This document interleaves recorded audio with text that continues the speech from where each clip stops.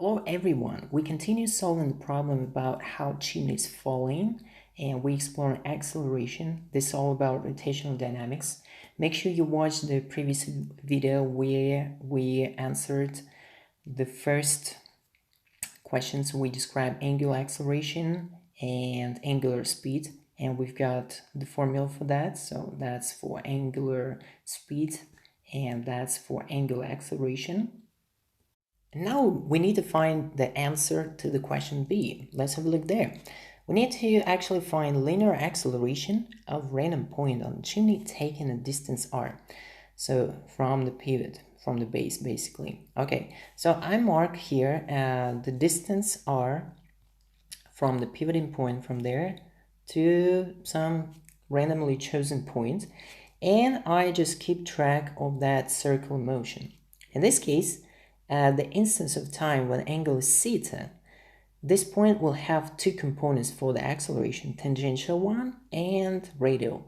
And the total linear acceleration is going to be the vector sum of a tangential, okay, and a radial, or normal. So you can put a normal or a radial as you like. Okay. In our case, we just simply need to find the value. So that means for the total acceleration, linear acceleration, we can take the square root of a tangential plus a radial squared. Okay, we're gonna use just simply Pythagoras for that in order to get value. All right, so let's remember how we connected tangential acceleration with the angular acceleration, alpha, okay? So it's just simply alpha times r. So that means we can write, in our case, tangential acceleration is alpha times r, the distance, okay, from the pivoting point. If we use the formula for alpha, it's going to be 3g over 2h sine theta, we just simply plug and say that tangential acceleration is going to be 3g over 2. There's going to be r over h as the parameter times sine theta. Okay, and as you understand, depending on r, tangential acceleration will be different. Okay, so next up, if r is 0, tangential acceleration is 0 because point is not turned, of course. And the limited case when r equals h is going to be 3g over 2 sine theta. Okay. What about radial one? So radial, just by definition, is omega squared times r. That means we can plug the value for omega right now. And we do that, we can get the formula for the radial acceleration. Let's remember how omega, angular speed, was expressed. It's square root 3g over h 1 minus cos. So that means if we square it up, we just simply get rid of that root. So that's why I rewrite in the following way. It's going to be 3g r over h and times 1 minus cos theta in that case. Okay, so we've got both linear acceleration, and what we can do, we can try to answer the next question. So the next question is about, you need to compare tangential acceleration for the center of mass with tangential acceleration for the top of the chimney, okay? And compare both with acceleration of free fall. Just let's go back, and what we've got, we can plug the value for a radius for r distance. First, let's set up first distance r equals h over 2. That's going to be for the center of mass. So for center of mass of the chimney. So r equals h over 2. In this case, we'll get that tangential acceleration is going to be equal 3g over 4 times sine theta. Okay? So if we plug, in contrast, for the top end, for r equals h, we'll get that tangential acceleration is going to be equal 3g over 2 sine theta. Okay, so what it means? It means the following, that in the case of in the case of tangential acceleration for the center of mass, during the fall, because your theta normally should be varying within 0 to 90 degrees. It means that within the fall, the maximum value for sine, so max for sine theta is going to be 1. So that means the maximum tangential acceleration for the center of mass, so that's for the center of mass, is going to be equal only 3/4 of g. So it can never exceed your acceleration until if angle actually, so no matter which angle, so even if you take the critical angle 90 degrees, you'll get only 3/4, okay, 75% of g. Okay, so that means you can state that for a center of mass, it can never exceed g.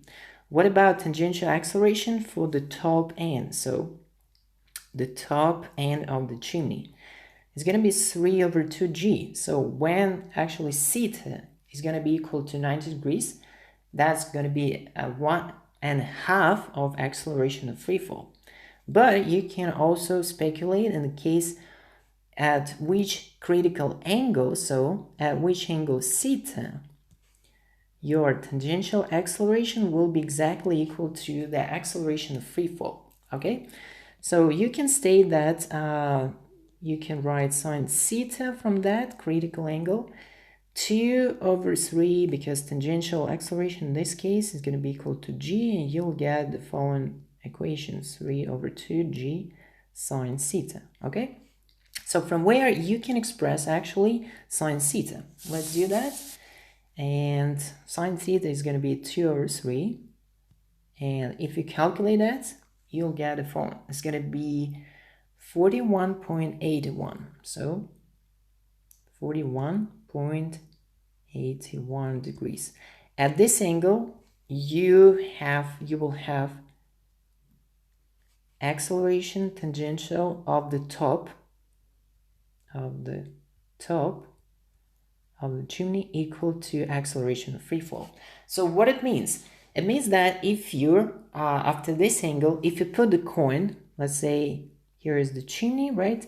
If you put the coin or any object on the tip of the chimney, say that's the coin, after a certain angle, which is, as we calculated, around 42 degrees, after this angle, the top of the chimney will be moving faster than your coin, because you know that for the coin is going to be acceleration be equivalent to g always if we take ideal conditions. For the top of the chimney is going to be moving even faster. Okay, that means that will be lagging, right? So the coin will be lagging from the top. That's an experiment. Maybe it's a very useful outcome for the other problems. Okay, so that's why we made a comparison and we answer C question there. Okay, so that's an idea. Let's go to the last question, D. We are asked why the chimney often breaks somewhere along its lines during the fall before it hits the ground, as shown in the figure. So what it means that, as you can see here, there's a small rupture somewhere along even before it hits the ground. So at some angle theta, right, you can say that will happen. Okay, so how we can explain this fact? Okay, let's move first of all to tangential acceleration formula, 3g/2. So let's set up tangential acceleration formula. It's going to be 3g/2 sine theta. Okay, and there we will have the ratio r to h. So where r is the distance from the pivoting, let's say from there. So from there to some given point. For example, we want to explore that. So what it means? It means that our tangential acceleration for the upper body or upper parts of the chimney, in other words, you can use the word smokestack, right, because it's made of that. So the more r, the more distance, the more acceleration. Of course, it depends on the angle theta, but within fixed theta, we'll have that a from t is just increasing when r is increasing. So that means that a tangential proportional to directly proportional to r. Okay, that means as the smokestack rotates around this pivoting point around there, each higher portion of smokestack falls with increasing tangential acceleration. That's the main outcome from previous consideration. And as the acceleration increases, due to the fact that theta is also increasing in this case, right? Higher portion of smokestacks will experience the acceleration greater than it, which could result from gravity alone, right? Because remember, the more theta, the more sine theta close to 1. And that means it will have 3 over 2 of g, okay, for example. But we can also estimate that after a certain angle, so after that we found theta equals around 4182 that we made from our previous consideration, so 41, so 81 degrees. After a certain angle, your acceleration, tangential acceleration, will becomes greater than g. It means that words that I pronounced before. So as the acceleration increases, the high portions of smokestack experience acceleration greater than it could result of just gravity alone, okay? And this can happen only in terms of forces, right? If those portions, the top portions of your chimney, will be pulled downward by force in addition to the gravitational one, okay? Only for this cause, right? And the force that caused this to occur is called the shear force. So shear force, okay? So actually, to extend out simple gravity force, there is a specific force that called shear force that provides this acceleration, which is greater than in comparison if your chimney can withstand, okay? And that means that smokestack breaks, okay? So that's why it breaks. That's an explanation for the fact that chimney can break before. You also notice that the same happens with tall towers of children toys blocks, right? So that's the same idea. It breaks long before it hits the ground, okay? And even the idea of toys towers is used to model their falling of the chimney as well. But this is another story. So hope you like that. Make sure you subscribe to my channel if you want to explore more physics in details. And also don't forget to check GCC and A-level maths. Okay, and also A-levels, zillions classes for A-level as well. That was Daniel Dallas. See you next time.